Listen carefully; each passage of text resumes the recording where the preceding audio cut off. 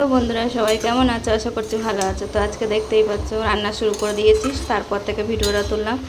এটা দেখতে পাচ্ছ, এটা পাট শাক সিদ্ধ বসিয়েছি, তোমাদের কাটা পাতা দেখায়নি, ডাইরেক্ট সিদ্ধ হচ্ছে, তারপর থেকে ভিডিও করলাম। আর এদিকে মাংসের জন্য মশলা ভাগ করব দেবো, তা পেঁয়াজটাকে ভেজে নিচ্ছি, মশলা দেবো। তো দেখো পেঁয়াজ তো লাল লাল করে ভাজাই হয়ে গেছিলো।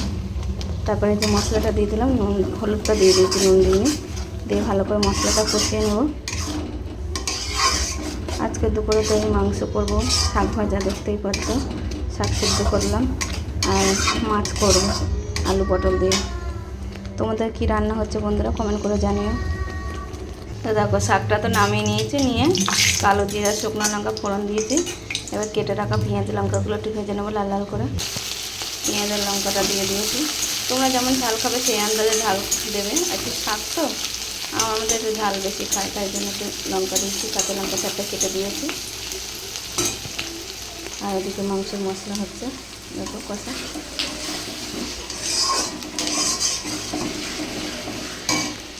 দেখো পেঁয়াজ লঙ্কা ভাজা হয়ে গেছে, এবার আমি শাকটা দিয়ে দেবো। আর দেখি মশলাটা আমার প্রায় কষা হয়ে গেছে, মাংসটা দেবো। সেদ্ধর সময় তো একটু নুন দিয়েছিলাম, হলুদ দিইনি, এখন আবার একটু নুন হলুদ দিলাম। আস্তে আস্তে ভাজা হোক। স্বাদ মতন একটু চিনিও দিয়ে দিয়েছি, তোমরা চাইলে দিতে পারো, একটু চিনি দিলে কি শাকের স্বাদটা বেশ সুন্দর লাগে খেতে।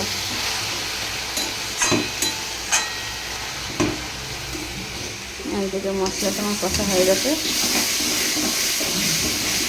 এবারে মাংসটা দিয়ে দেবো। এই যে মাংস দিয়ে দিয়েছি, কি হচ্ছে, মাংসের কালারটা তো সুন্দর এসছে। আর এদিকে শাক ভাজাটা আমার প্রায় হয়ে গেছে, মাংসটা কষা হচ্ছে। আজকে তো রবিবার, সব বন্ধুরা সবার বাড়িতেই হবে চিকেন মটন, অনেকে খায় অনেকে খেতে পছন্দ করে না, আমাদের তো হতেই হবে, কারণ মাংসটা নিয়ে আসলে আমাদের আবার মনে হয় না রবিবার রবিবার রবিবার মানে মাংস খাওয়ার দিন।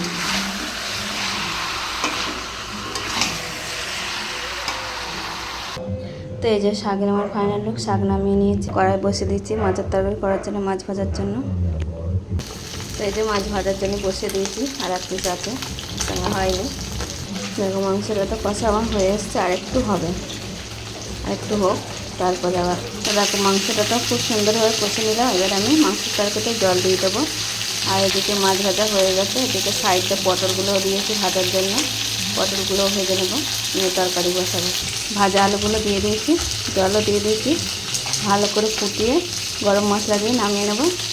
আর এদিকে মাছের তরকারিটা বসিয়ে দিই, পটলগুলো ভাজা করে নিই, মশলা উল্টে দিই,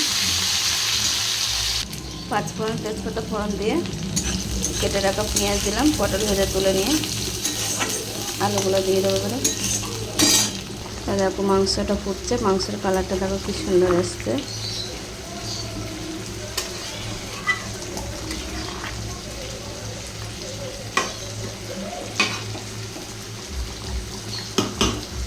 মাংস তোমার হয়ে গেল, একটু গরম মশলা গুঁড়ো দিয়ে 5 মিনিট পর গ্যাসটা অফ করে দেবো।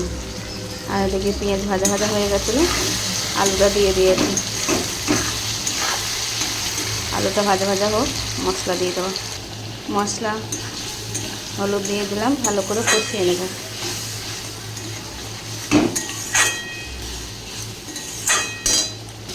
তো এই যে এলাচ গরম মশলা বেটে দিয়ে দিলাম,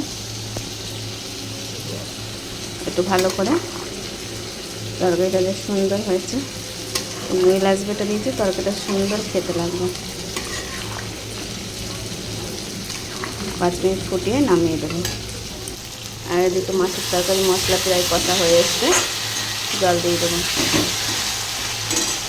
তো ঝোল দিয়ে দিয়েছি, ফুটে উঠলে মাছটা দিয়ে দেবো। তো দেখো বন্ধুরা মাছের তরকারিটা তোমার কমপ্লিট হয়ে গেছে, একটু ভাজা জিরের গুঁড়ো দিলাম, দিয়ে নামিয়ে নেবো মাছের তরকারিটা। কেমন হয়েছে কমেন্ট করে জানিও বন্ধুরা মাছের তরকারি রান্নাটা। আর এদিকে মাংস তো এখনও হচ্ছে, গ্যাস অফ করিনি, এবার গ্যাস অফ করে দেবো। তো পুরো ভিডিওটা কেমন লাগলো বন্ধুরা, ভালো লাগলে লাইক কমেন্ট শেয়ার করে দিও। আর সবাই ভালো থেকো। আর হ্যাঁ, সবাইকে শুভ দুপুরের অনেক অনেক শুভেচ্ছা ও ভালোবাসা আমার সকল বন্ধুদের জন্য। সবাই ভালো থেকো, সুস্থ থেকো, টাটা বন্ধুরা।